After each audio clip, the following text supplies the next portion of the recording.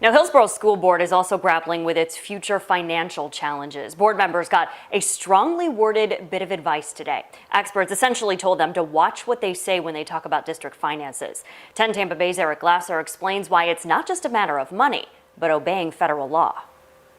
You may have an opinion on that. As the Hillsborough School Board worked to avoid a state financial takeover, there was no shortage of blaming and bad-mouthing. We've got to live within our means. Why don't other counties have this problem? Today, school board members were advised to turn down the rhetoric. As things deteriorate, as conditions get worse, people place greater focus on what you say. The district's chief financial officer invited experts in to explain how board members' words can influence financial markets that hold the district's debt, bonds issued for past projects whose value can fluctuate based on the school district's perceived soundness. We have taken a journey from being one of the 2 highest rated school districts in the state by all 3 rating agencies to being the lowest large school district in the state. Members were warned they and the board as a whole could even be investigated for securities fraud based on questionable comments. If you're making a statement, if you're talking about the financial conditions or the operation conditions or the management conditions